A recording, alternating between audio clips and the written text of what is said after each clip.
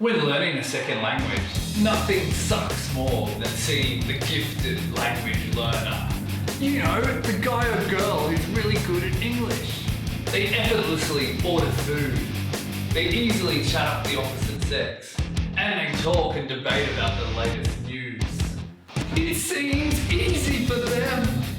And you ask yourself, why aren't you as good as them? What's the secret? Are they better than me? And you hear them going blah-de, blah-de, blah-de, blah-de, blah-de, blah-de, blah-de, blah in English.